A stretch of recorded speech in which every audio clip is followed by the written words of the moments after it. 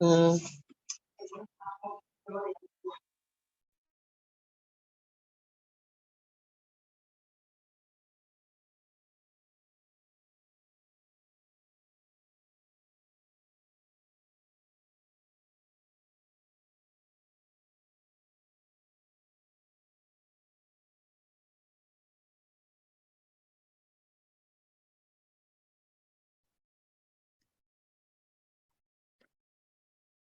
Muy buenas noches a todos los presentes. Le da la bienvenida a la Escuela de Negocios de SAM en este conversatorio de Derechos Humanos y Garantías Procesales.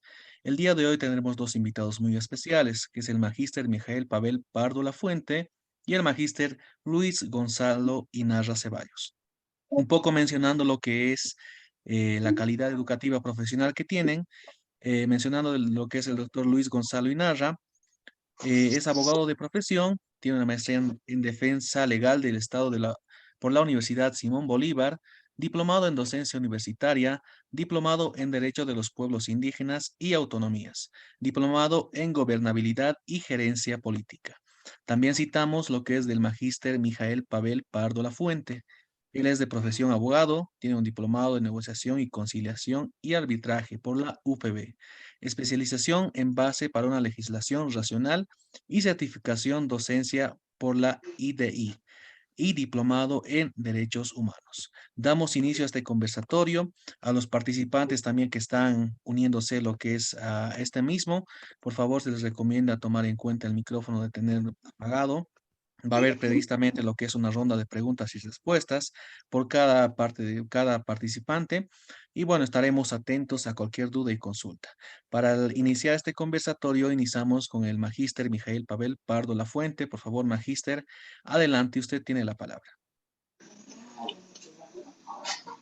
Gracias, licenciado. Muy buenas noches a todos. ¿Cómo están? Un gusto participar en este conversatorio, esperando que sea productivo para cada uno de los participantes e integrantes también activos, por supuesto, de los programas de estudio y especialización a nivel de posgrado que impulsa el ESAM. Bien, voy a compartir un par de diapositivas, si me permiten, por favor.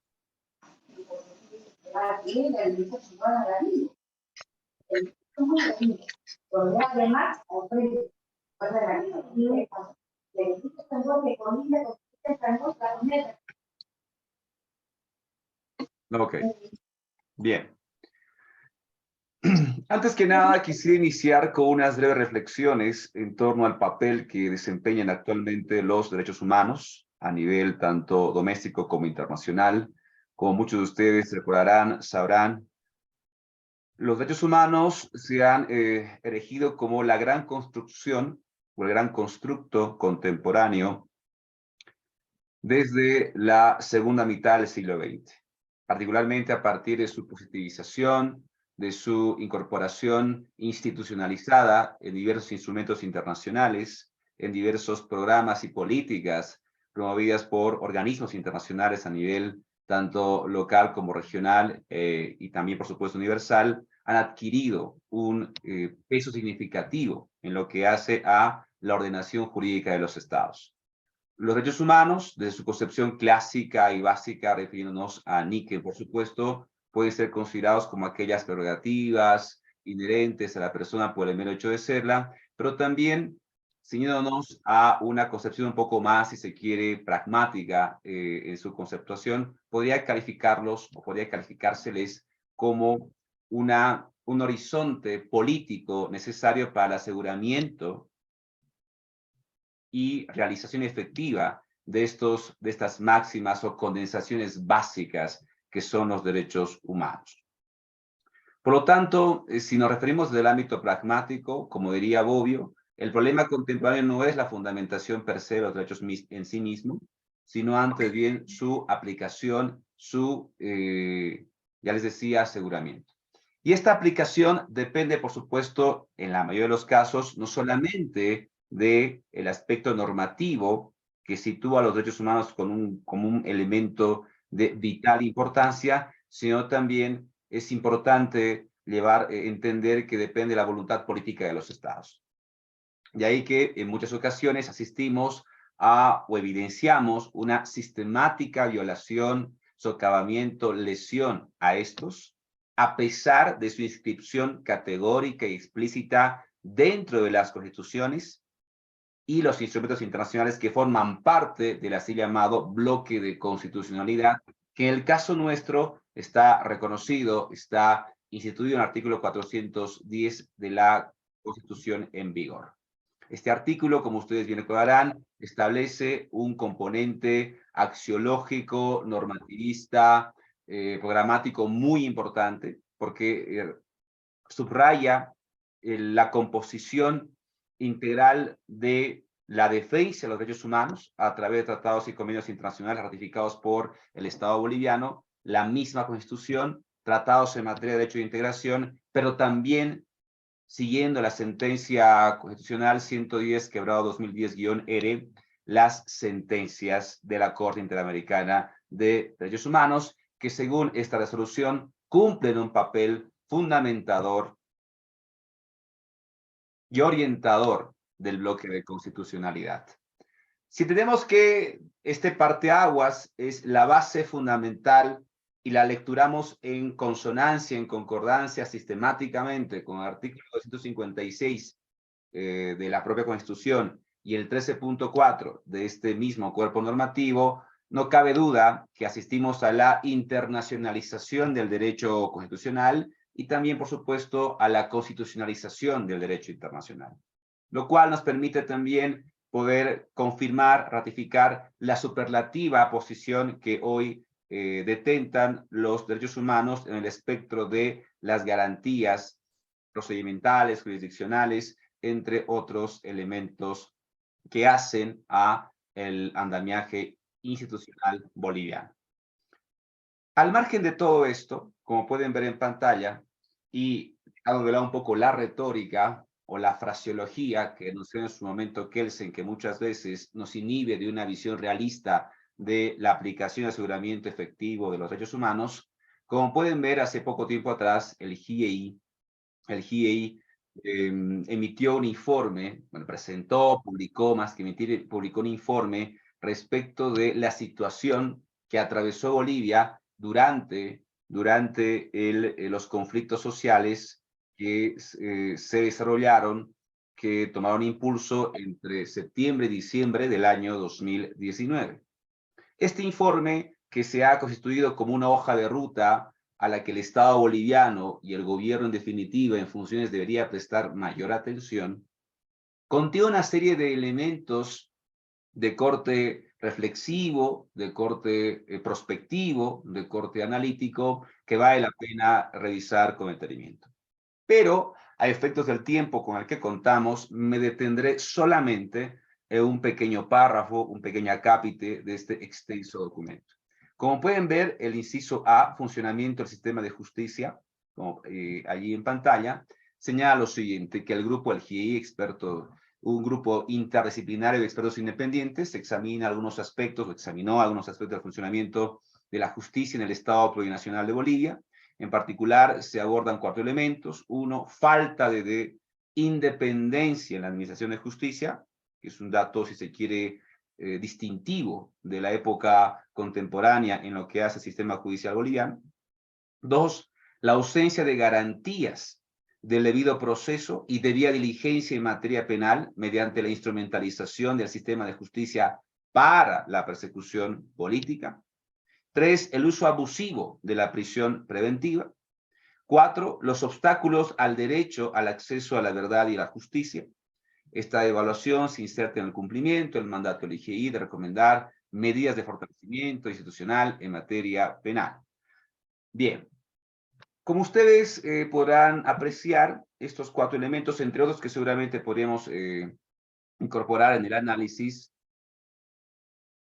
repercuten negativamente en lo que hace a las garantías procesales y jurisdiccionales reconocidas amplia y profusamente en la Carta Constitucional. Por un lado tenemos, y esto no reconocerá tintes de corte político, partidario o ideológico, el uso excesivo y abusivo de la prisión preventiva, que es otro elemento que en parte analizaremos o procuraremos analizar el día de hoy, que se ha tornado como una política antes que una excepción, es decir, una regla antes que una excepción, en todo caso. También los obstáculos que se presentan permanentemente en el acceso a la verdad material o la verdad histórica de los hechos y la apropiación de justicia, que es otro elemento negativo que adolece actualmente el sistema de administración de justicia. Una suerte de populismo punitivo que asiste hoy al aparato estatal respecto de la persecución o la utilización del poder punitivo legitimado, por supuesto, por la Constitución, pero no delimitado, perimetrado dentro de los límites que establece la propia Carta Fundamental, y también, por supuesto, una suerte de demagogia o una suerte de criminología mediática que también forma parte hoy del discurso gubernamental respecto de la aplicación de derechos por un lado, la persecución del crimen o la criminalidad por otro, y finalmente la garantía efectiva de derechos fundamentales. Klaus Roxin decía que el proceso penal debe entenderse como el sismógrafo de la Constitución. Es aquel elemento que permite sopesar el marco de cumplimiento de no solamente derechos, reitero, sino también de garantías jurisdiccionales, constitucionales, que asisten a toda persona indistintamente su posición social, económica, entre otros factores. Y es precisamente eso lo que denuncia el IGEI como no cumplido. Y es un elemento que no solamente, insisto, repercute en esta etapa gubernativa, sino que se viene arrastrando, se viene observando desde hace muchísimas décadas, cuando no siglos atrás, desde la misma fundación de la República, lo que hace entrever o lo que deja entrever asimismo un problema estructural, un vicio de origen que no ha sido reparado, que no ha sido reconducido en modo alguno a la fecha, pese a las continuas reformas que ha sufrido el sistema constitucional boliviano. Presentadas estas observaciones críticas, también es importante denunciar otras que la propia sociedad boliviana presenta. ¿Ok? Ahí tienen en pantalla. ¿Cuáles son los rasgos y problemáticas estructurales que actualmente se hallan presentes en la cultura penal en Bolivia? Primero, tenemos un problema de resistencia al cambio, ¿no? Es decir, una resistencia de carácter político. Nos negamos a pensar que existen nuevas formas o modelos o nuevos arquetipos de utilización racional del poder punitivo del Estado. Por otro lado, también aún presentamos y adolecemos, en definitiva, de una cultura inquisitiva, fuertemente arraigada, no solamente en jueces, fiscales, policías, abogados, sino también en la propia ciudadanía, que provocan, como bien dice en pantalla, que el proceso penal en la práctica resulte un terreno minado para la violación de derechos fundamentales, esto a decir, por supuesto, del jurista Luis Miguel Reina Afarol. Esto a su vez que contiene o que encierra los siguientes fenómenos: desproporcionalidad de la pena, por un lado. Hay quienes piensan de que frente a un robustecimiento o recrudecimiento de las penas va a poder paliarse el alto índice o tasa de mortalidad o de criminalidad hacia la mujer, hacia niños y niñas, hacia adolescentes, o también la violación corporal, física, de integridad hacia ellos, y esa por supuesto no es la solución. También existe un exceso de punición irracional que asiste a este tipo de medidas.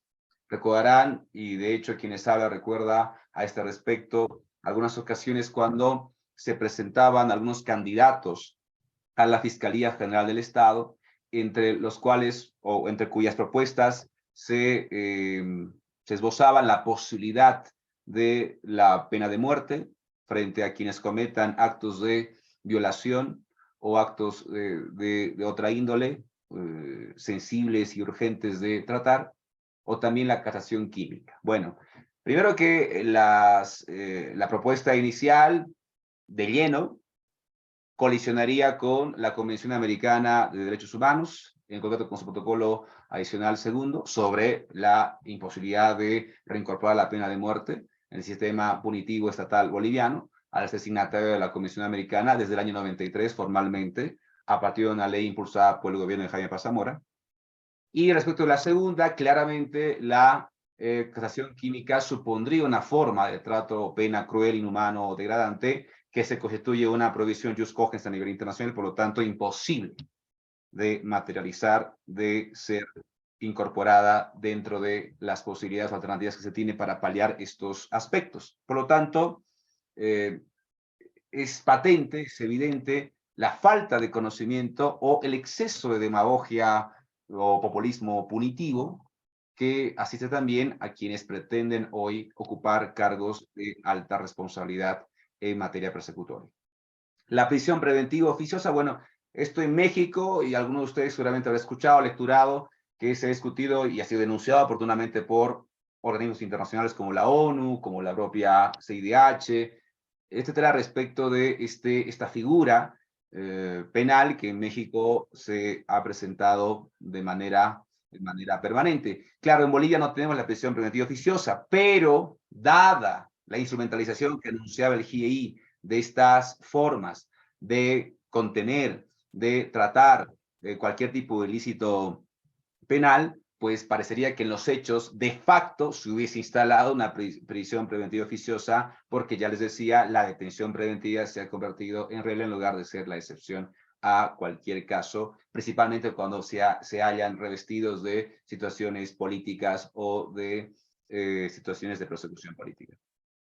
La instrumentalización, una vez más, prematúa el poder punitivo estatal, esto que se hizo evidente durante la pandemia, y la falta de una racionalidad legislativa en lo que hace a la producción o promoción de normas que lo único que hacen es no atacar al elemento estructural, al problema estructural de origen, que es la educación, que es la formación, que tiene que ver con políticas públicas, que tiene que ver con la situación económica, que tiene que ver con los estratos sociales, que tiene que ver también con la falta de sensibilidad social, que tiene que ver con la falta de civismo, con la falta de socialización de el carácter punitivo y sancionador también de las leyes que tenemos en el país, es decir, obedece a un elemento multidisciplinario, multivariable, de aspectos que deberían tenerse en cuenta a momento de reinstaurar, resignificar el sistema punitivo en el país y también, por supuesto, en paralelo, el sistema penitenciario que a su vez no cumple desde hace muchísimo tiempo atrás, por decirlo menos, su objetivo seminal, que es la reinserción social. Igual, a mí te cuento, igual estaba conocido. ¿Qué? La idea de la justicia formal frente a la sustantiva, esto de Laporta, lo haremos seguramente después o lo compartiremos con el profesor y amigo Luis Inarra, son otros elementos que también componen a esta cultura penal en franca decadencia que caracteriza hoy por hoy a la sociedad boliviana. También me quiero referir rápidamente, Contestito. dentro del sistema procesal penal tenemos en Bolivia, que está muy ligado con las garantías jurisdiccionales, con las garantías de rango constitucional, tenemos ahí, por supuesto, las genéricas y las específicas. Entre las genéricas está la igualdad ante la ley, la inmediación, la inviolabilidad de domicilio, el derecho a un juez natural, la prohibición de valoración de la prueba y prohibida, etc. Y entre las específicas, fuertemente interrelacionadas, por supuesto, con las genéricas, está el derecho a la presunción de inocencia, la tutela jurisdiccional efectiva, el derecho de defensa y el debido proceso. Bueno, estos aspectos que están inscritos, explicitados en la Constitución y leyes conexas y desarrollados por la jurisprudencia constante de tribunales pertenecientes a la jurisdicción ordinaria y también de la jurisprudencia o las líneas jurisprudenciales que ha desarrollado y consolidado a la fecha el Tribunal Constitucional Plurinacional de Bolivia, parece ser o parece suponer un elemento de suficiencia material para poder tener o contar al menos con un marco rector en cuanto a su aplicación y aseguramiento efectivo. Pero no es así. Y no es así porque solamente hay que acudir en lo que hace al elemento teórico a estas fuentes, sino también al marco interamericano, o lo que también se conoce como el corpus juris interamericano, para contar con una evaluación o tratamiento holístico integral respecto del tratamiento, defensa y garantía restricta de derechos fundamentales. Y es así que vamos a observar cómo en Bolivia, por ejemplo, el derecho a la presunción de inocencia tampoco tampoco se garantiza efectivamente o se respeta convenientemente, y tampoco, por supuesto, el debido proceso. ¿Y en qué márgenes? Algunos pensarán que solamente el debido proceso, por ejemplo, o la presunción de inocencia, se circunscriben en sede adjudicativa, es decir, que se limitan al ámbito judicial, y no es así. Veamos un ejemplo. Ahí tienen en pantalla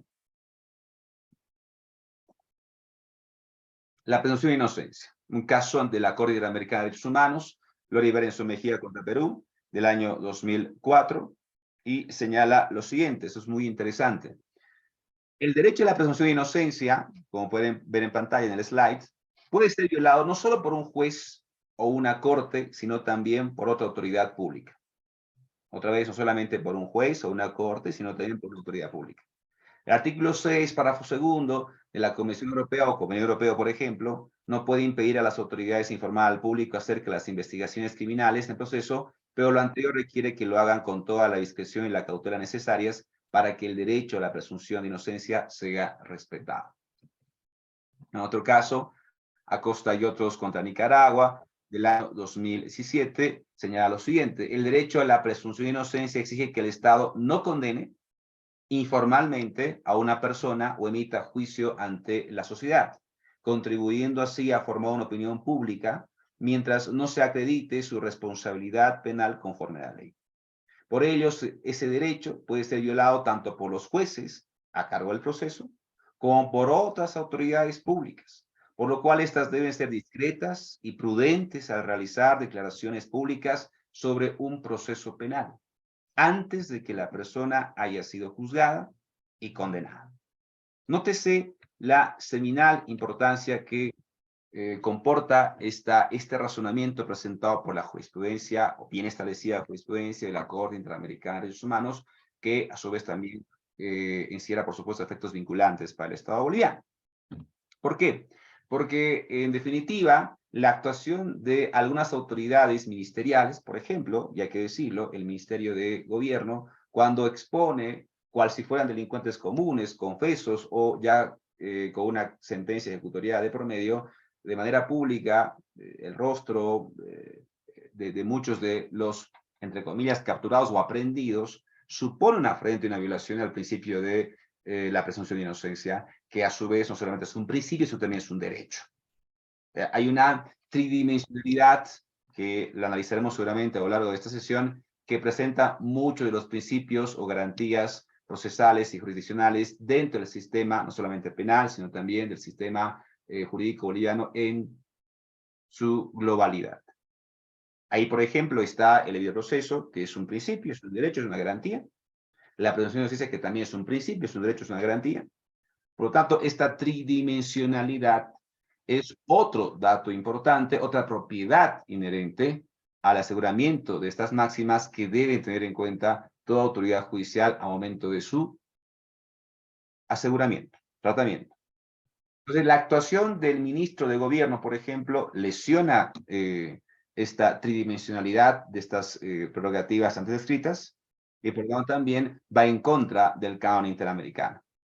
Cuán importante es, como ustedes ya lo sabrán y recordarán, que toda autoridad pública, en el marco de sus competencias, como bien reza el caso Hellman del año 2011 contra Uruguay, tenga noción del corpus juris interamericano al momento de realizar un efectivo control de convencionalidad, o para tener en cuenta elementos de potable responsabilidad internacional al Estado boliviano que comprometan al Estado boliviano en caso de ser inatendidas, inobservadas o incumplidas. Y este tipo de acciones que han ido ralentizándose afortunadamente en los últimos meses, aunque con una suerte de curso, si se quiere, intempestivo, suelen emerger de tanto en tanto, pues puede comprometer, ya les decía, responsabilidad internacional en el Estado. Así como otro tipo de elementos o prosecuciones impulsadas desde el poder punitivo al Estado respecto de las garantías jurisdiccionales que asiste a cualquier ciudadano boliviano o extranjero en el país. Ejemplo de ello, también seguramente será motivo de reflexión en los siguientes minutos, es el caso del actual gobernador Fernando Camacho y su detención preventiva en el penal de Chonchocoro por 4 meses.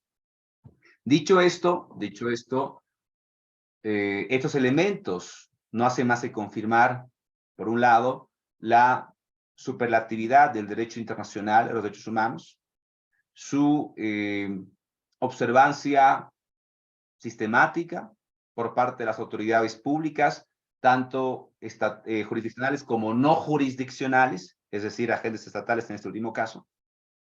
También la universalidad, indivisibilidad, interdependencia y progresividad que asiste hoy a los derechos humanos a momento de plantear políticas públicas destinadas a su aseguramiento y realización efectiva. También, por supuesto, los elementos de control punitivo del Estado, que no deben exceder los márgenes estrictamente establecidos, el perímetro constitucional legítimamente establecido, aunque vemos que en los hechos esto no se desarrolla de ese modo. Y, por otro lado, o en paralelo, una corresponsabilidad de la sociedad boliviana que, de acuerdo con algunos autores, es una sociedad carcelaria, una sociedad que exige castigo frente a como forma de persecución del crimen, galvanizando y crispándose ánimos para su demagógica, populísticamente, para su planteamiento o acción inmediata, frente a al alto índice y tasa de, ya les decía, mortalidad hacia mujeres, niños, inclusive ancianos en el país, en lugar de plantear políticas racionales o razonables destinadas a atacar el problema de fondo, que es eminentemente estructural, que tiene que ver o está fuertemente ligado con el tema de la educación, de la economía, de la vivienda, entre otros factores que hacen este fenómeno multivariable de urgente atención. Bien, no quiero excederme más, seguramente el profesor Inarra tendrá algunos elementos que acotar o seguramente complementar a esto, una vez que él inicie la discusión o que él termine su presentación, pero no solamente intercambiar criterios o posiciones en caso de existir, y por supuesto que estaré atento a sus interrogantes. Gracias.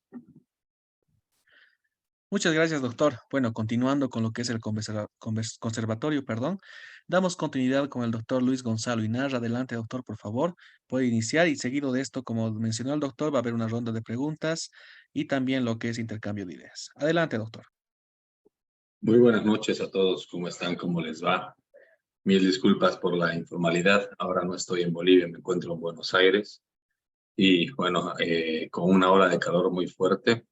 Pero estamos aquí ya dispuestos a dialogar, agradecido con el licenciado José Cruz, con la licenciada Yelka Ledesma de la ESAM, y también un saludo fraterno para mi amigo Mijail Pardo. Gracias por tu muy buena exposición, estimado Mijail. Y bueno, creo que me dejas muy poco ya para decir. Sin embargo, quiero hacer algunas precisiones, ¿no? Algo muy importante. Creo que todos estamos conscientes de la crisis del sistema judicial que venimos atravesando, ¿no? Creo que es muy importante lo que señaló el profesor Pardo al indicar de que esta crisis no es de reciente, digamos, aparición, es una crisis estructural del Estado boliviano y, por qué no decirlo, también de la sociedad boliviana. Es decir, cuando digo que la crisis del sistema judicial es estructural del Estado, pero también de la sociedad, me refiero, por un lado, a que las normas jurídicas que establecen las garantías procesales, sean constitucionales o de las diversas ramas que componen el derecho, son el aspecto formal, podría decirse, de los procesos judiciales, y que los encargados de llevar adelante los procesos judiciales son personas de carne y hueso, es decir, jueces o incluso también fiscales que participan dentro del proceso judicial o de los distintos procesos. Son personas de carne y hueso. ¿Y esto qué quiere decir? Falibles y también influenciables. Y esto es una cuestión digna de tomar en cuenta y de considerar. debido a que si solo vamos a analizar el problema de la crisis desde el punto de vista formal o desde el punto de vista eminentemente jurídico y no desde el punto de vista social, desde el punto de vista moral y también psicológico, pues tendremos nuevamente más de lo mismo. Es decir, una visión sesgada, un análisis sesgado de la crisis estructural, estatal y societal que tenemos en relación al sistema de justicia. Bueno, en tal sentido, creo que aquí es importante un autor como es el caso del profesor Josep Aguiló, un español, que nos habla, por ejemplo, de las garantías procesales o jurisdiccionales internas y las garantías jurisdiccionales externas al proceso judicial. Y tienen que ver con lo que acabo de decir. Las garantías procesales internas, de las que él nos habla, o jurisdiccionales internas, tienen que ver con todo lo que tiene que ver con el proceso judicial, ¿no? Es decir, que tiene que ver con todas las reglas del debido proceso, que tienen que ver con la presunción de inocencia, que tienen que ver con que el acusado tiene derecho a la defensa, ¿no? Que tienen que ver con el derecho a la segunda instancia, que tienen que ver con la garantía de la imparcialidad del juez, ¿no? con garantías del debido proceso relativas, por ejemplo, al sine lege nullum poena, es decir, sin ley no hay pena en materia penal, que tienen que ver con que nadie puede ser juzgado dos veces por el mismo delito o por la misma acción, que tienen que ver con que el juez conoce el derecho, la iura novit curia, es decir, con que las partes están o deben estar aseguradas con que los jueces van a aplicar el derecho y conocen, por tanto, el derecho también. Y estas son las que podría decirse, y otras más garantías jurisdiccionales internas, de las que nos habla Josep Aguiló. Por un lado, entonces, tenemos ahí, y que podría decirse que son las garantías jurisdiccionales estructurales internas de las que el Estado debe garantizar a quienes son parte del litigio o quienes son parte del proceso judicial. Por otro lado, están las garantías jurisdiccionales externas, de las que nos habla Josep Aguiló. Estas garantías jurisdiccionales internas tienen que ver no solamente con las normas procesales, pero sino también tienen que ver con elementos externos al mismo juicio, al mismo proceso judicial. Ahí, por ejemplo, está la independencia de los jueces, ¿no? Hay que, entonces, deslindar independencia de imparcialidad. La imparcialidad, desde la visión de Josep Aguiló, es un elemento interno, jurisdiccional, y la independencia es un elemento externo, jurisdiccional, ¿no? Externo, ¿por qué la independencia? Porque tiene que ver con que hay la posibilidad de que otros poderes del Estado, o incluso, por lo general, el órgano ejecutivo influya en las decisiones de los jueces, o también tiene que ver con que otros poderes, no solamente estatales, sino también societales, es decir, poderes económicos, puedan influir en las decisiones de los jueces.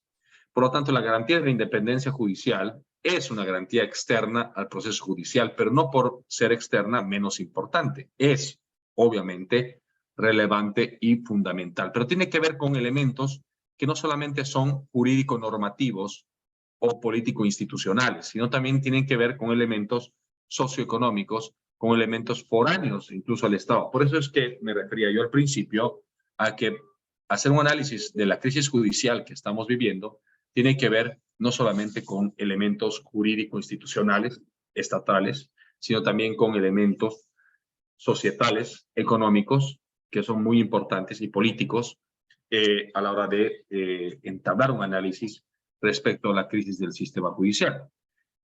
Entonces, Josep Aguiló nos habla de que estas garantías jurisdiccionales externas, que son la imparcialidad, básicamente, la probidad del juez, es decir, la probidad vendría a ser esta aptitud del juez de considerarse moralmente suficiente para poder resolver un caso. Es decir, que sea una persona intachable, que la comunidad no tenga ninguna crítica o sus críticas no sean relevantes respecto al juez. Es decir, la probidad es una garantía importante que a veces es dejada de lado, ¿no? Pero es muy importante porque tiene que ver con el elemento que aquí luego añade Josep Aguiló, que es la cuestión relativa a la credibilidad de los jueces. Es decir, mientras más probo es un juez y mientras más se crea independiente, mayor credibilidad por parte de la ciudadanía hacia el juez y por lo tanto a las decisiones judiciales que vaya a tomar. Y por lo tanto, ergo, contrario a aquello, mientras menos independencia tenga un tribunal, ya sea desde el punto de vista de la influencia de los órganos del Estado o de poderes foráneos al Estado, es decir, poderes económicos que podrían ser, o incluso poderes políticos foráneos al Estado, y por lo tanto menor, y mientras menos probidad tenga el juez, menos va a ser la credibilidad. Entonces, estos elementos son sistemáticos para analizar la cuestión de la crisis judicial.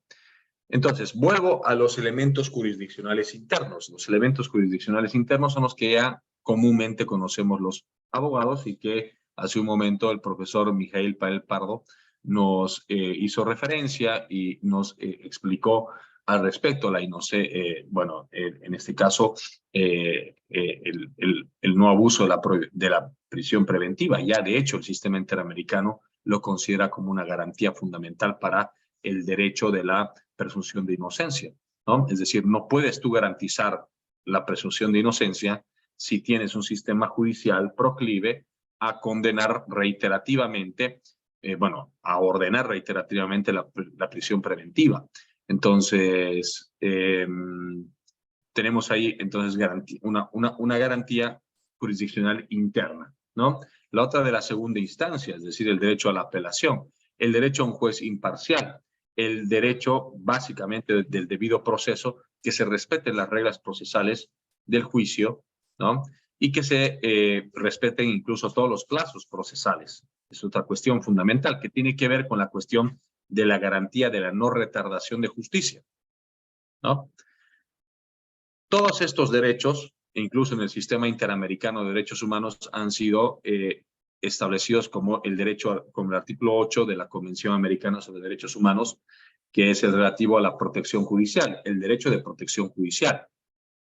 Entonces, estos derechos son derechos inherentes a al debido proceso como tal y a la función jurisdiccional interna como tal. Entonces, podemos analizar a partir de ahí muchos o varios casos si es que son considerados como tales. Ahora, una cuestión más que hay que tomar en cuenta. Josep Aguiló, a quien recomiendo leer y que también en la maestría recomendamos leer, explica claramente que no podemos garantizar las garantías, asegurar las garantías internas jurisdiccionales si no garantizamos las garantías externas jurisdiccionales. Sí es posible garantizar las garantías externas jurisdiccionales sin garantizar las internas, pero no es posible al revés. ¿Debido a qué? Si no tenemos un tribunal independiente, unos jueces probos, y no poseemos tampoco credibilidad social, por lo tanto, difícilmente vamos a poder garantizar el debido proceso interno. Es decir, ahora, a contrario sensu, si garantizamos internamente, es decir, si es que se obedecen y se respetan las reglas procesales internas del juicio, es porque estamos muy probablemente ante un tribunal independiente, ante unos jueces probos y ante una posibilidad de credibilidad social, ¿no? Y esto es correlativo.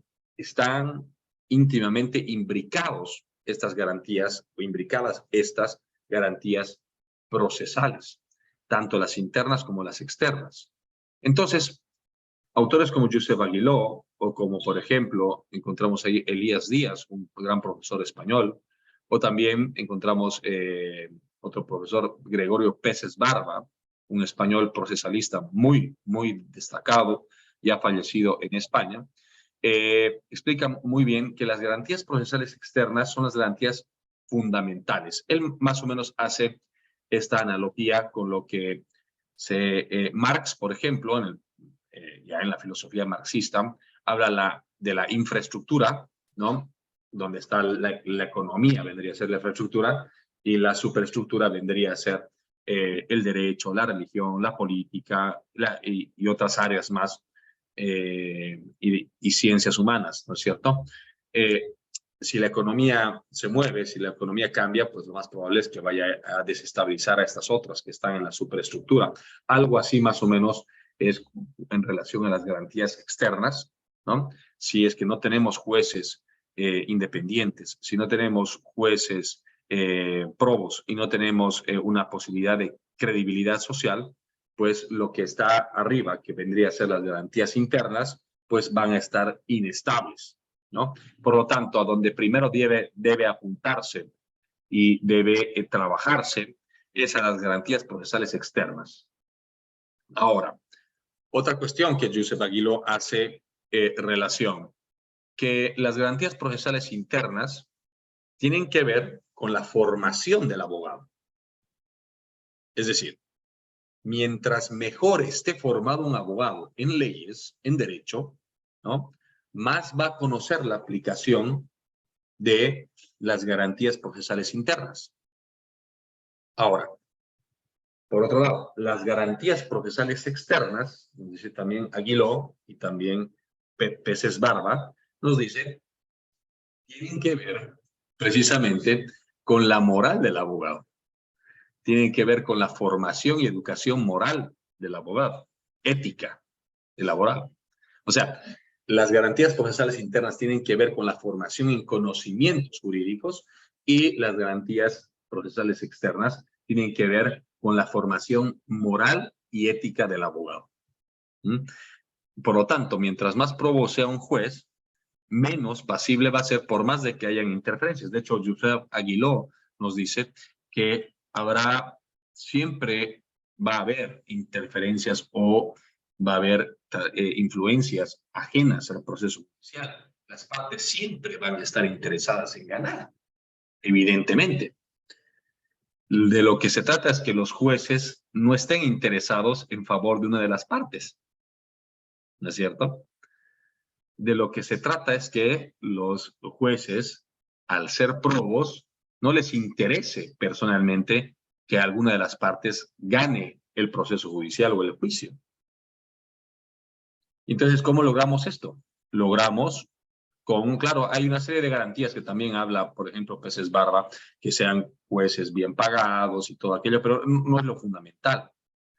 Tiene que ver con el prestigio y la imagen de los jueces. Para eso es fundamental para Peces Barba el escalafón judicial y un sistema de premiación, ¿no? O de méritos, ¿no? Dice él, de los jueces, ¿no? Es decir, un juez que menos mérito tenga, pues deberá recibir menor salario, menor reconocimiento social y menor reconocimiento profesional.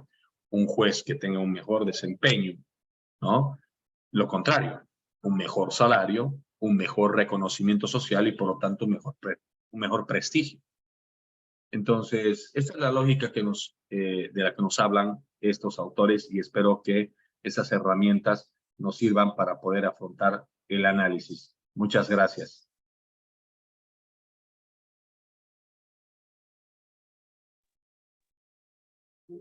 Muchas gracias, doctor Inarra. Bueno, damos inicio a lo que es la ronda de preguntas, el debate también. Vamos a pedir a los participantes, por favor, que están en el conversatorio, que puedan prender sus camaritas, ¿no? Para hacerlo más interesante y también intercambiar las ideas. Adelante, por favor, tienen también el micrófono abierto, también por chat pueden escribirlo y vamos a iniciar con esto. Buenas tardes. Adelante, por favor. Sí, bien, muy buenas tardes. Primeramente, saludar a los expositores, saludar a su persona también. Muy interesante la charla, muy fructífera. Simplemente poner en el tapete la siguiente cuestión, hablando del tema de lo ocurrido días atrás con la aprehensión del gobernador. Haciendo una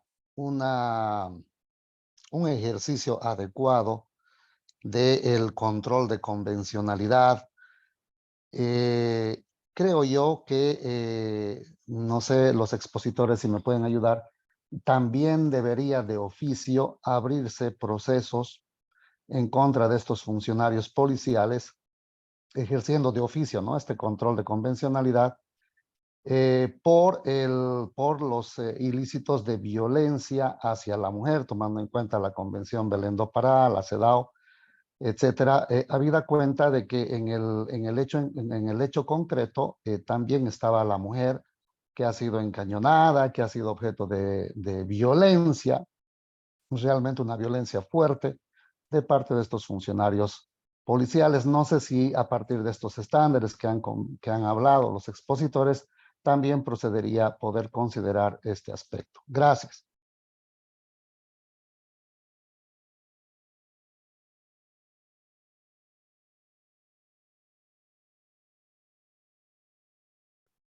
Bueno, tal vez tenemos más preguntas, más para acotar lo que es este conversatorio. Por favor, adelante, tienen el micrófono abierto. Y también, por favor, recordar a que se va a mandar lo que es un link para la certificación correspondiente al conversatorio. Estén atentos, por favor. Adelante con las preguntas.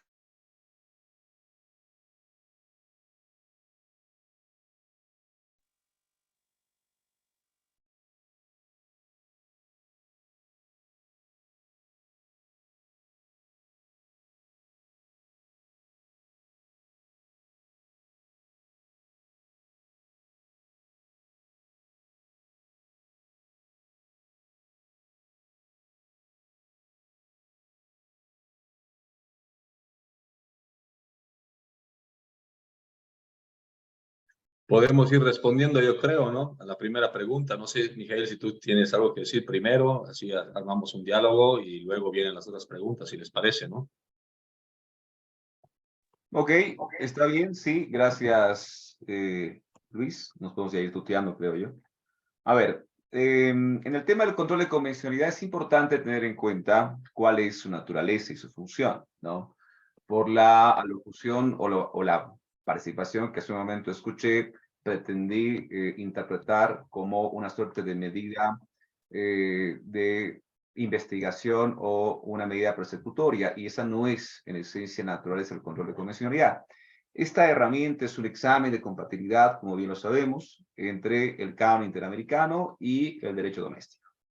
Un examen de compatibilidad que tiene por finalidad armonizar precisamente estos dos cuerpos normativos a partir de la ratificación y adhesión del derecho internacional de derechos humanos vía tratados internacionales, siguiendo por supuesto la Convención de Viena, o también a través del derecho internacional consuetudinario. Eso por un lado. Seguramente en caso, ahora hipotizado un escenario probable, perdón, un poco improbable, diría yo, que el Ministerio Público u otra autoridad jurisdiccional competente en materia penal aperture un proceso en contra por exceso o uso desproporcionado de la fuerza, que es evidente que se ha presentado en la detención del gobernador Camacho de Santa Cruz, se inicie, esa autoridad o agente estatal, pues en todo caso autoridad jurisdiccional, deberá tener en cuenta el canon interamericano a través de un ejercicio adecuado del control de convencionalidad. Porque el control de convencionalidad sí opera de oficio, ¿ok? Debe tener en cuenta no solamente tratados internacionales, sino también aquello que la Convención misma interpretó, la Corte Interamericana ha interpretado de dichos instrumentos, y ojo que tampoco se agota meramente en la Convención Americana, también puede extenderse hacia otros instrumentos en la materia, como la que mencionaba el colega, la de Belén do Pará, que es la Comisión Interamericana, ojo, la regional de violencia hacia la mujer, o contra toda forma de violencia hacia la mujer, distinta por supuesto, aunque fuertemente conectada con la Convención Universal, aquella promovida por Naciones Unidas, también sobre la mujer. Y en ese escenario, por supuesto que operaría de oficio el control de convencionalidad. Ahora, claramente lo que ocurre a la fecha es que tenemos una serie de irregularidades que trasuntan la detención del gobernador, y esto no está dirigido a atender o a decantarse entre una probable o no responsabilidad de los hechos imputados o imputables hacia él, porque estando todavía en una instancia preparatoria como es la actual, ni siquiera preparatoria, encontramos una instancia en la que se ha aprendido preventivamente, o se ha determinado, perdón, la detención preventiva de un individuo, pues todavía opera por sobre todo el principio de presunción de inocencia.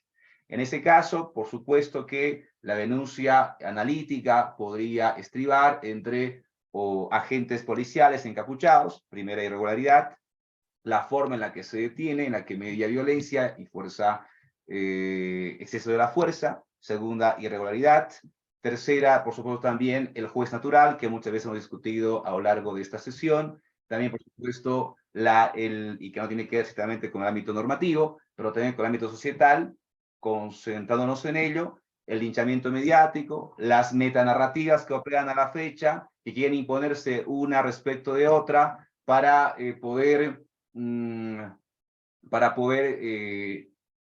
generar o imponer otra vez un capital simbólico respecto de lo ocurrido durante los sucesos del año 2019, esto es, entre golpe de Estado, fraude, etc. Entonces, todo esto genera un cúmulo de agotamiento, demagogia y populismo punitivo, que advertía hace un instante atrás, que por supuesto no contribuye en modo alguno a la tríada que la Corte Interamericana ha expuesto en sendas decisiones que debe tener derechos humanos, Estado de Derecho y garantías constitucionales. Eso sería por mi parte por ahora.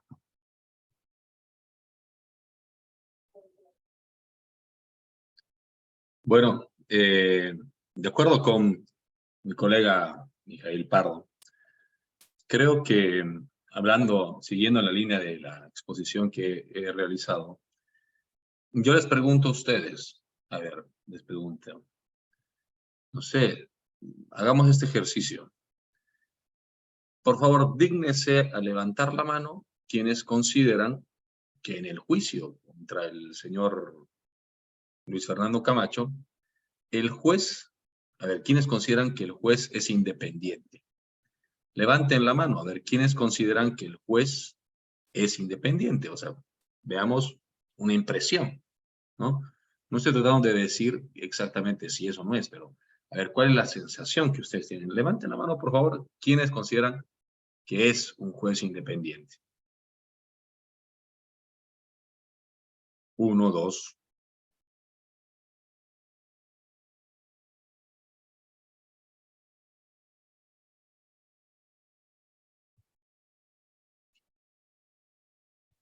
Levantaron hasta el momento 2 la mano. Bueno, gracias. Pueden bajar la mano. Muchas gracias. Bueno, con ese pequeño ejercicio no quiero demostrar nada, porque de hecho que no se demuestra nada. Es decir, nadie sabe si verdaderamente es independiente o si no lo es. Simplemente es una sensación, es una impresión. Es decir, a esto se refiere la cuestión de la credibilidad, ¿no es cierto? A la que yo hacía referencia hace un momento en mi exposición. Es decir, a la confianza de los ciudadanos. Es decir, aparte de abogados, somos ciudadanos. Y por lo tanto, la confianza en el sistema de justicia está completamente debilitada o en detrimento. Ahora, sin embargo, nadie sabe a ciencia cierta si es un juez influido por el poder político o no. Creemos que lo es o creemos que no lo es. No es lo mismo saber que creer, ¿no es cierto? Hay una gran diferencia en eso. Pero, lamentablemente, como las decisiones judiciales en este fenómeno de la judicialización de la política tienen un efecto en el plano de los hechos político, ¿no? Es una arista que debemos tomar en cuenta, ¿no es cierto? Porque en algún momento el proceso judicial de Camacho va a decantar en una sentencia judicial. Y si es que ya tenemos preconcebida la idea de que el juez, quien está llevando adelante este proceso, no es un juez independiente, pues tenemos un gran problema ahí. Seguramente cuando llegue la sentencia, por decirles algo, si la sentencia dictamina 10 años, quienes están en contra de Camacho dirán, bueno, es que este es un juez que seguramente ha sido pagado por Camacho o influenciado por Creemos y por lo tanto es una sentencia insuficiente. O quienes están a favor de Camacho dirán, bueno, miren qué injusto que le han dado 10 años y por lo tanto tenemos un juez no independiente influido por el poder político. Y entonces tenemos el mismo resultado por un lado y por otro lado. Y por lo tanto tenemos un gran problema respecto a la credibilidad de la justicia. O sea cual sea el resultado a lo que me refiero, es que quienes son partidarios de un lado y de otro lado van a salir insatisfechos. Van a salir, obviamente, con muchas críticas. Y entonces, claro, por más de que haya incluso el juez llevado adelante un debido proceso judicial, lo más respetuoso del debido proceso, como no goza de credibilidad, por lo tanto se pone en duda su independencia, ¿no es cierto? Más allá de todo eso, por más de que él haya tratado de llevar adelante un debido proceso de la mejor manera posible, al igual que la fiscalía, ¿no es cierto? La credibilidad social y por lo tanto la idea de su independencia van a estar puesta en juicio, ¿no? Es decir, tenemos ahí un gran problema. ¿Esto qué es? Por más de que tengamos, por lo tanto, un debido proceso interno, jurisdiccional interno, lo más adecuado posible, ¿no? Y que trate de garantizar las reglas del debido proceso, pues la sensación pública, la sensación ciudadana es otra. Y por lo tanto, el problema político va a continuar. Donde debemos atacar es principalmente a la cuestión de la independencia, a todas las garantías procesales externas, y sobre las que tenemos que trabajar es ahí, ¿no es cierto? Y precisamente es a eso a lo que me refería hace un momento. Ahora, dije también en mi exposición que mientras no tengamos esto asegurado, ¿no? Es decir, no tengamos una independencia judicial, una probidad de los jueces y por lo tanto una mayor credibilidad de ellos, menos posibilidad va a haber de garantizar las garantías judiciales internas, ¿no? Pero hablamos de probabilidades, no estamos hablando de certezas, ¿no? Esta es una cuestión fundamental, distinguidos colegas. Ahora, lo que ocurrió con el señor Camacho, obviamente estoy de acuerdo con las observaciones que hace el colega Mijail Pardo, pero añado algo más. La cuestión es la siguiente. Permítame terminar con esto. La detención preventiva que se ha establecido y se ha dictaminado en contra del gobernador Camacho tiene varias observaciones. Es decir, Mijail Pardo hacía referencia a un abuso, uso y abuso de la detención preventiva, la prisión preventiva, perdón, en nuestro país y en muchos otros países. Y, por ejemplo, si ustedes leen la decisión judicial de este juez de la detención preventiva, él dice que no había un domicilio conocido del señor Camacho. ¿Cómo es eso? O sea, un domicilio conocido, es decir, su domicilio en Santa Cruz y su otro domicilio laboral era por la gobernación. Entonces, hay un elemento de crítica ahí, precisamente, ¿no? Y claro, quienes están a favor de Camacho dicen, ve, esta es una prueba de que es un juez que no es independiente. Y quienes están en contra de Camacho dicen, bueno, es que tratan de darle cualquier otra justificación. Pero lo que tenemos que hacer como abogados, distinguidos colegas, es un rato sacarnos la camiseta de que estamos en favor o en contra de X y o Z partidos o grupos políticos y tratar de ser lo más objetivos posible.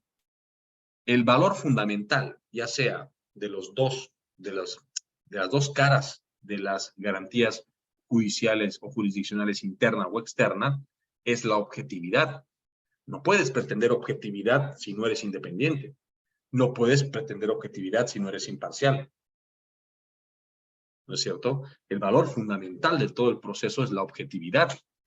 Entonces, si nos vamos a los hechos, ¿cómo es eso que no hubo o que no tenía domicilio el señor Camacho? Pues lo tiene. ¿De dónde saca el juez eso? ¿No? Es decir, un riesgo de fuga incluso.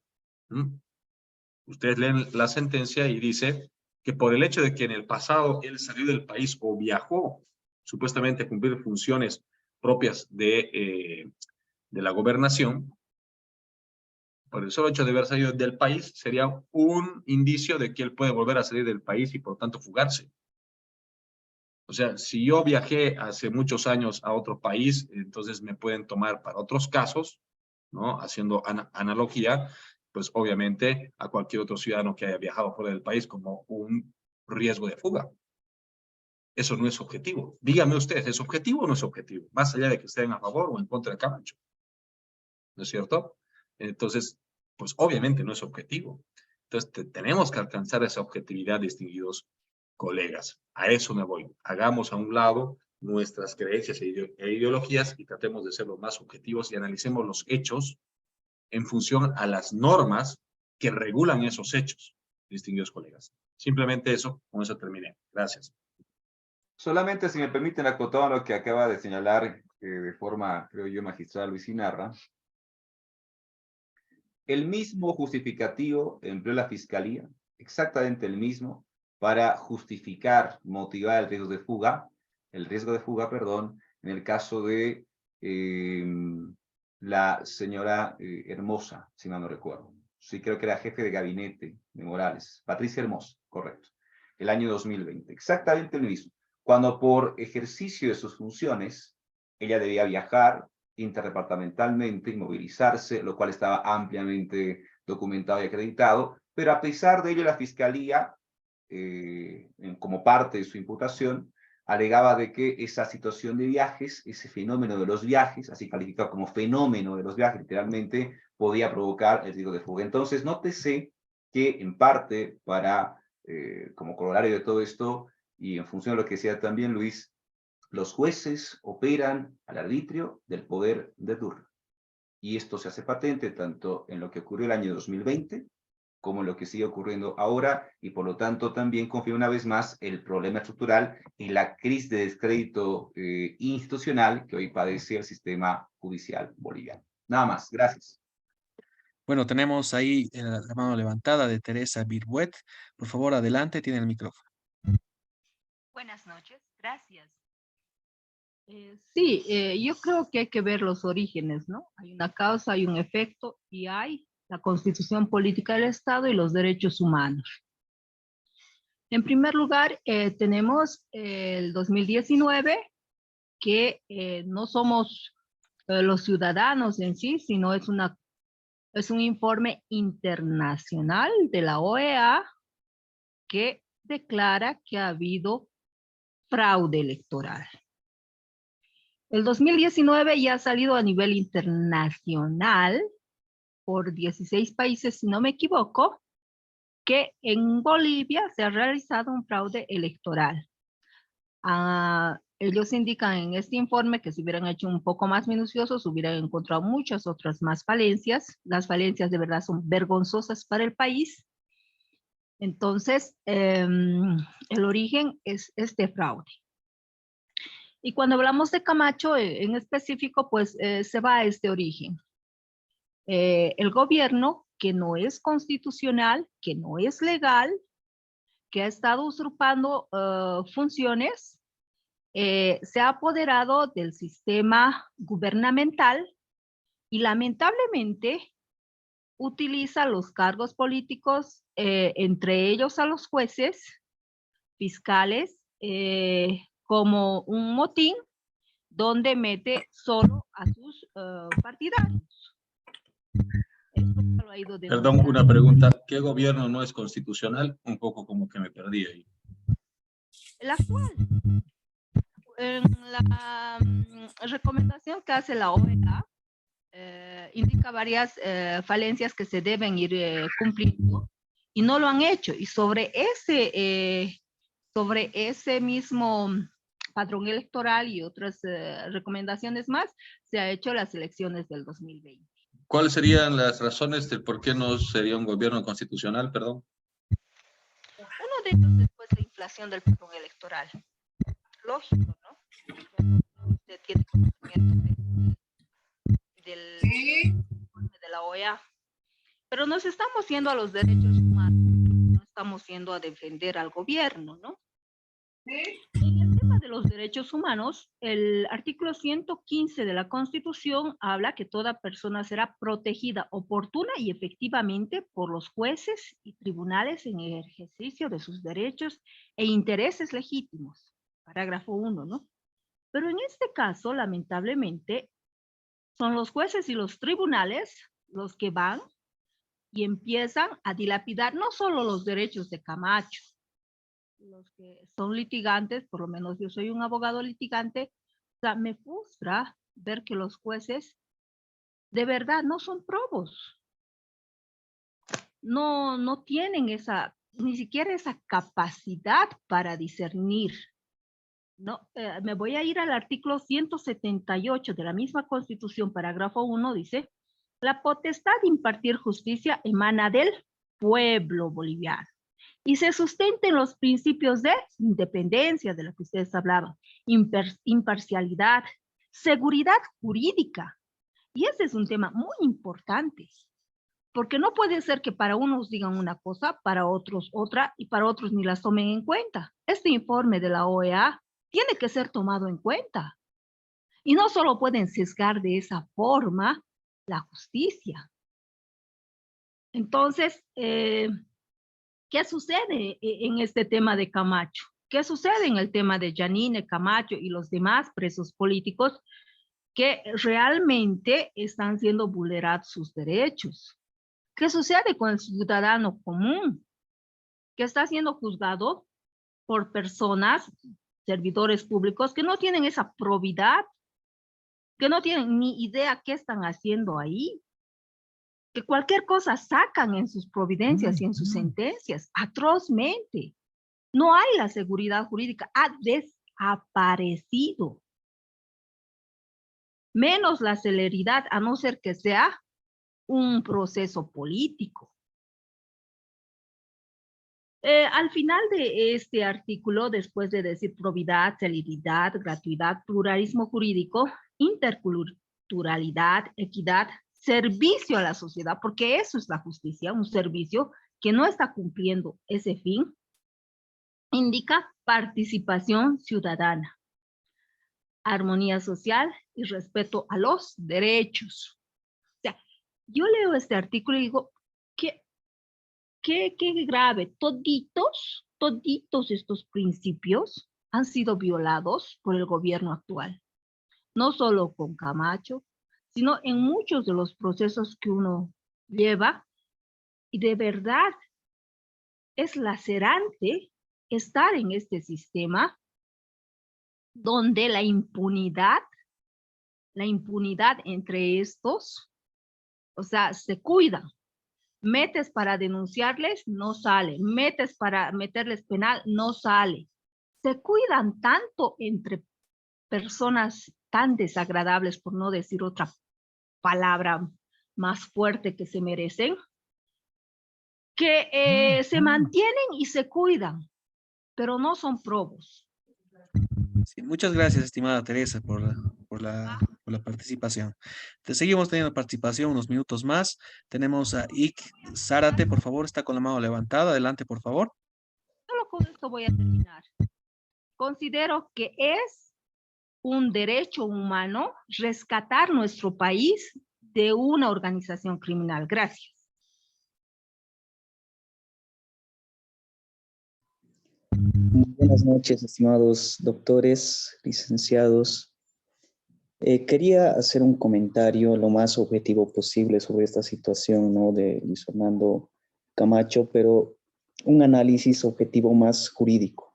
Primero, no sé si estoy equivocado, quisiera que me corrijan, pero las reglas de competencia territorial que están establecidas en el Código de Procedimiento Penal indican que una persona que ha cometido un delito debe ser juzgado por un juez del lugar donde se ha cometido el delito, de la residencia habitual del imputado, del lugar donde se encuentren los elementos probatorios, y así en ese orden sistemático, y en caso de tentativa será el lugar donde se realizó el comienzo de la ejecución o donde debía producirse el resultado.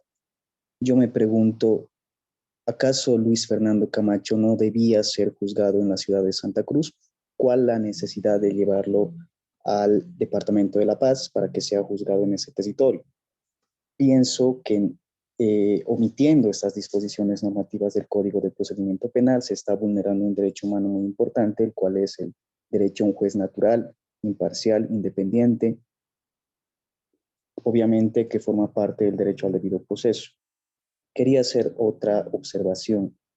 En el caso de la aprehensión, Tengo entendido que es el Ministerio Público, el fiscal asignado al caso, el que ha emitido esta resolución de aprehensión en contra del actual gobernador de Santa Cruz, pero debía hacerlo bajo determinados requisitos formales establecidos en el Código de Procedimiento Penal.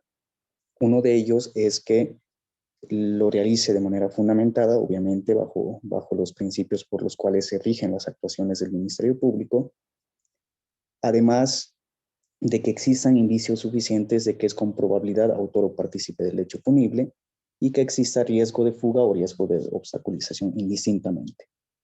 No sé, en el momento en que uno se entera de esta aprehensión, no se da a conocer una resolución en contra de Luis Fernando Camacho, debidamente fundamentada.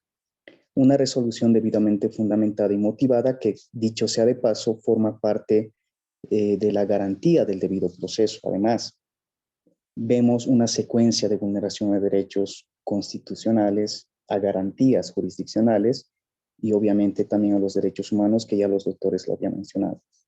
Otra cosa muy llamativa, la acción de libertad que se ha postergado días atrás. El Código Procesal Constitucional, la Ley 254, establece que bajo ningún motivo, y más tratándose de acción de libertad, la audiencia de consideración de acción de libertad puede suspenderse. ¿Acaso no se está vulnerando el derecho a un juez imparcial, a un juez independiente, suspendiendo la audiencia y remitiendo tal audiencia al Departamento de la Paz? Me pregunto, los doctores son los que tienen más conocimientos en materia de derechos humanos. No estamos siendo conscientes de la responsabilidad internacional que esto puede acarrear en un futuro a nuestro Estado, porque no se están aplicando como tal las disposiciones normativas y menos aún las recomendaciones y los derechos humanos de los tratados y convenios internacionales de los cuales el Estado forma parte. Ese sería mi aporte y quería que también los docentes que hoy nos están acompañando hagan un comentario respecto a esto. Tal vez me estoy equivocando en algún punto o tal vez esto en algún caso no puede llegar a acarrear responsabilidad internacional para nuestro Estado. Gracias. Quizá doctor Pardo puede responder la pregunta. Ok, gracias. Bien, una serie de apuntes que tomé en cuenta respecto de la participación anterior y esta. Voy a partir de lo último, ok, sin desmero, por supuesto, de las apreciaciones vertidas inicialmente. A ver, concuerdo, y de hecho fue parte de mi intervención.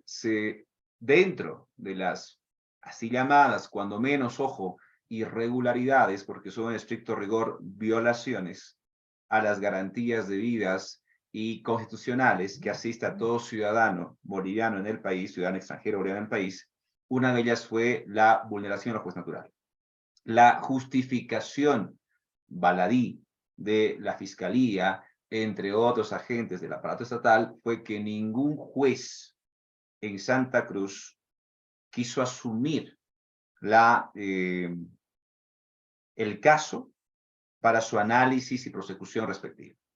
Y de ahí en más es que se expidió el mandamiento de aprehensión en alrededor de 3 o 4 oportunidades. Bueno, esto no es una justificación verdadera procesalmente hablando. No lo es. Así que concordaré contigo, Vicky, cuando dices que se vulneró, entre otras cuestiones, el derecho a un juez natural. Ahora, otra de las justificaciones que alega también Fiscalía fue de que el hecho se consumó, en lo que hace al caso golpe de Estado 1, se consumó en La Paz, porque fue en La Paz el escenario fáctico donde se provoca la caída o la renuncia abrupta, así también denominada por la Fiscalía del gobierno de Morales. ¿Ok? Entonces, estos elementos serían de suficiente, comportarían razón suficiente para que se haya dispuesto la aprehensión, el traslado de Camacho y su aprehensión en La Paz. Ojo que, por supuesto, al margen de reiterar lo mencionado por Fiscalía, mi posición es pleno desacuerdo. Deber de motivación, muy importante, y de hecho, una vez más, compartiré pantalla para su desarrollo, porque me interesa que eso también se tenga presente. El deber de motivación es un deber consustancial, inherente, simbiótico de la actuación jurisdiccional en cualquier Estado de Derecho. En cualquier Estado de Derecho. Si, por ejemplo, nos remitimos al caso que tienen en pantalla, Acosta y otros contra Nicaragua, del año 2017, que señala lo siguiente: la Corte ha considerado que la determinación efectiva de los hechos en la vía penal tenía la posibilidad de constituir tanto la explicación suficiente y satisfactoria sobre la privación de la vida de una persona, como un medio para satisfacer los derechos de acceso a la justicia y de conocer la verdad de sus familiares. Así, se analizaron si un proceso penal, en tanto respuesta investigativa y judicial del Estado, constituyó un medio adecuado para permitir una búsqueda genuina de la verdad de lo sucedido mediante una evaluación adecuada de las hipótesis consideradas sobre el modo y circunstancias de la privación de la vida. El deber de motivación, como pueden ver también, está regido y regulado por no solamente el principio de razón suficiente, sino también por varias sentencias constitucionales, por el Código Procesal Constitucional, por el Código de Procedimiento Penal, que en parte también ya mencionaba Iki, si no me equivoco, y entre otros cuerpos normativos también conexos. Por lo tanto, y en parte lo discutimos esto con Luis Inarra, la resolución que establece la detención preventiva de Camacho adolece del deber de motivación suficiente, que es un deber de debida diligencia y una obligación de conducta que toda autoridad judicial debe satisfacer y debe llevar a cabo para poder generar seguridad jurídica, que es un elemento que denunciaba, si mal no recuerdo, el anterior participante, que es un marco de predictibilidad procesal. La seguridad incluye predictibilidad y es un elemento que garantiza la objetividad, imparcialidad y el deber de diligencia que hace un momento atrás mencionábamos respecto de la motivación suficiente. Y este deber de motivación suficiente no se hace evidente dentro de la resolución de detención preventiva. Por lo tanto, también se ha vulnerado el debido proceso. ¿Por qué? Porque el deber de motivación forma parte simbiótica de este principio en su triple dimensión: principio, derecho y garantía.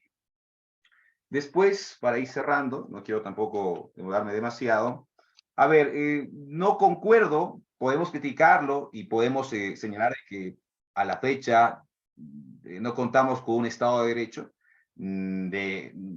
Es más, para quien les habla, o a juicio de quien les habla, perdón, Bolivia no es una democracia, en modo alguno. Es una autocracia que está dirigiéndose a un Estado unipartidista antiliberal, pero, y con fuerte ahínco en ello, pero el gobierno de Arce Catacora es un gobierno legal y constitucionalmente establecido.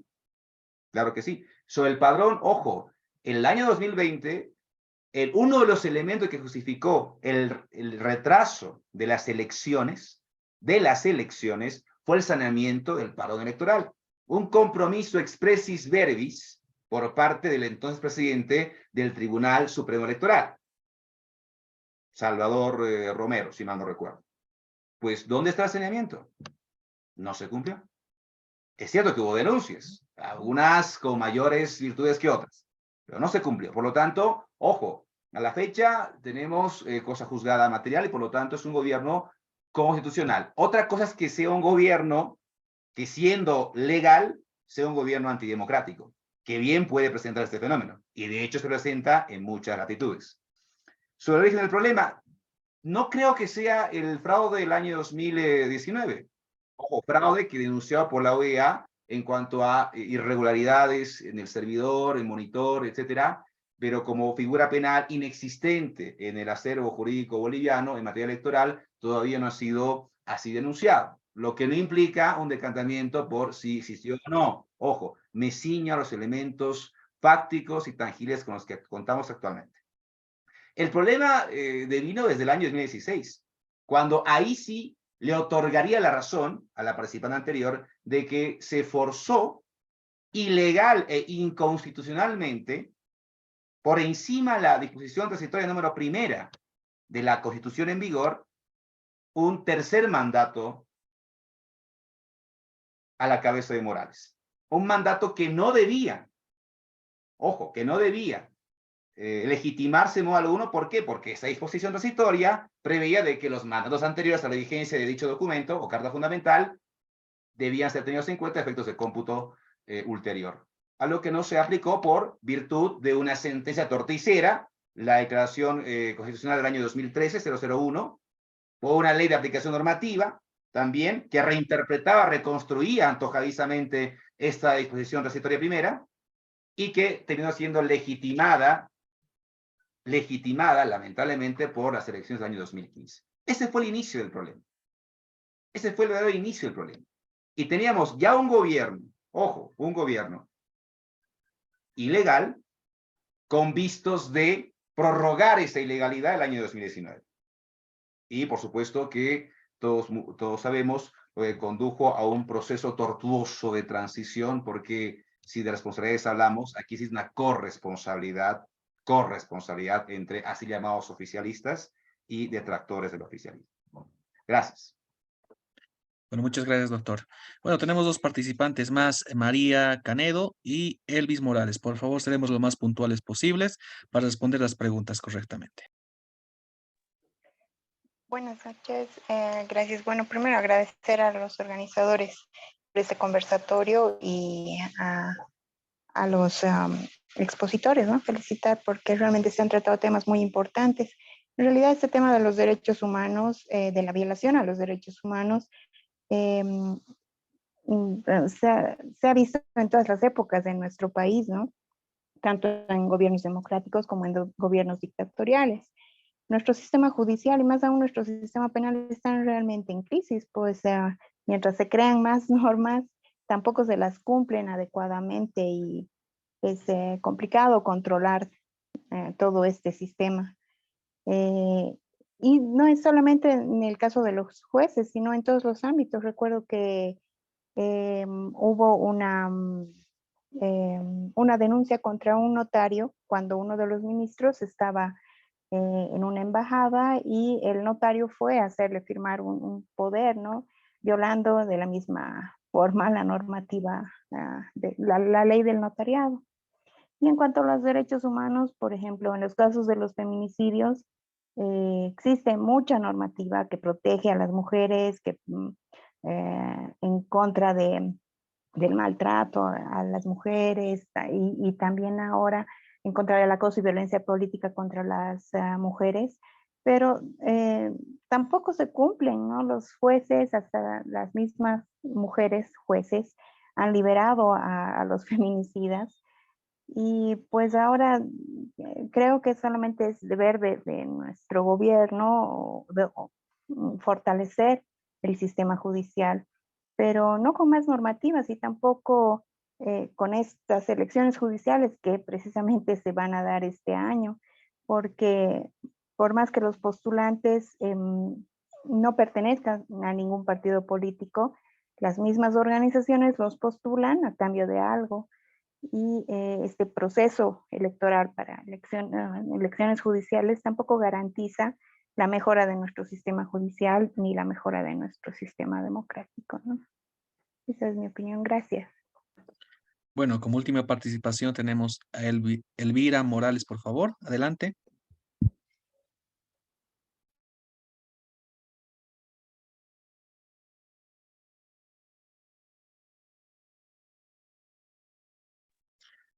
Adelante, por favor, Elvira. Hola, ¿me escucha? Sí, se escucha correctamente. Adelante, Ya. por favor. Sí, quería hablar puntual sobre la sentencia esa que hablaron al inicio del conversatorio. Sarayaku, Saramacu, son sentencias que siempre se dan de ejemplo, etcétera, sobre todo en el caso de los indígenas que han sido los más afectados. Sin embargo, a lo que voy yo, es que los gobiernos firman tratados y acuerdos internacionales, convenios, etcétera, referente a derechos humanos. Sin embargo, estos derechos humanos no se cumplen en los países, ya lo vemos en el nuestro. No solamente ha sido Tacobo Mora, el TIBNI, los indígenas, los discapacitados, etcétera, etcétera. No se cumple, pero tampoco existe un castigo para los gobiernos que incumplan. ¿De qué manera se puede aquí hay hartos expertos en derechos humanos, ¿de qué manera podríamos nosotros contribuir para que los gobiernos que asuman esta responsabilidad en derechos humanos tengan un castigo, doctores? Porque no puede ser de que ellos suscriban estos acuerdos, pero los incumplan. Nosotros como bolivianos somos los afectados en todo momento por este incumplimiento. Eso sería todo, señores. Muchas gracias. Disculpen, yo quisiera opinar algo más. Claro, adelante, tiene 2 minutos, por favor, y vamos a dar por culminado lo que es este conversatorio. Adelante. Muchas gracias. Directamente con que me está cortando la palabra. Por lo menos la idea. Estaba en tema político o porque soy mujer, usted me lo aclara. El segundo tema es retomando el tema de que la sociedad civil organizada tiene esas facultades precisamente de acompañar, estar desde la preselección de los jueces, lo determina la ley de participación y control social, y empiece también a trabajar para que estos jueces sean probos. Y la tercera, se trata de la inconstitucionalidad de este gobierno, porque el 2019, el gobierno de Evo Morales, que muy bien lo ha dicho, su mandato ha jalado de forma inconstitucional. Él indica que iba a ser vinculante los resultados que iba a dar la OEA. Estos resultados han dado un fraude electoral. Esto ha reportado en un daño económico al Estado. ¿Y quién lo ha hecho? El partido de gobierno actual más ICP, bueno, no me acuerdo bien la segunda parte de este partido. Entonces, hay un autor, hay alguien que ha cometido un delito llamado daño económico al Estado y que sigue ejerciendo el gobierno en total impunidad por un alto tráfico de influencias. Gracias. Muchas gracias. Bueno, agradecer a los expositores, al doctor Pardo, al doctor Inarra, por una excelente exposición y tema de conversatorio. Es muy amplio el tema, ¿no? Donde se puede, más que todo, dar a conocer diferentes puntos de vista y ampliarlos, obviamente. De la misma manera, queremos invitarles también a que sean parte de la maestría donde se tratará estos temas, ¿no? Donde justamente estará participando el doctor Inarra, doctor Pardo, estarán presentes en estos programas, en este programa, en este caso, en la maestría en Derecho Constitucional, Derechos Humanos y Derecho Procesal Constitucional. Esta maestría tiene una duración de 18 meses, donde se dará los días martes lo que son las clases y serán clases asincrónicas y asincrónicas, ¿no? Entonces, damos la bienvenida a las personas que están en la plataforma de Zoom, que puedan inscribirse a este programa, ¿no? Donde, como mencionamos, van a estar presentes los doctores, van a estar impartiendo sus conocimientos, su experiencia y todo sobre el área de la maestría. Bueno, damos por concluido. Doctor, sus palabras para despedirse, por favor. Doctor Pardo, adelante, por favor. Ok, gracias por el cierre y la concesión de la palabra. Sí, invitarlos a todos a cruzar el programa de la maestría y los diversos programas en realidad que promueve el examen. Y de hecho sí, fue muy corto el tiempo para poder seguramente continuar elucidando cualquier intervención, propuesta, duda que se tiene, pero para ello estará por supuesto también el espacio de debates, intercambios en lo que hace al programa de posgrado, que tiene sus diversas modalidades de examen, y por supuesto que es un dato distintivo la discusión crítica, analítica y reflexiva en cada uno de los módulos que propone el presente programa. Sería todo por mi parte, agradecer la invitación, también a mi colega Luis Inarra, y conmigo pues hasta otra oportunidad. Muchas gracias, doctor. A los participantes también mencionar que esta maestría está en convenio con la Universidad Siglo XX de Yayagua, entonces tiene aval de la CV. Entonces los esperamos que puedan inscribirse a esta maestría, estaremos pendientes. De cualquier pregunta, duda que tengan, estaremos pendientes también. Por favor, recordarles también que tienen que llenar lo que es el certificado, perdón, el formulario de certificación para que puedan ser acreedores de los mismos. ¿Sí? Muy buenas noches, que tengan un buen fin de semana.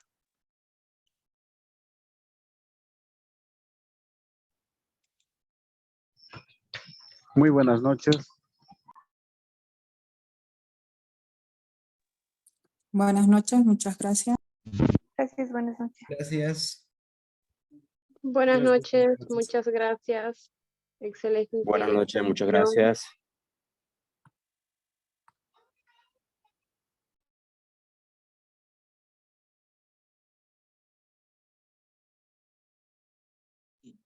Buenas noches.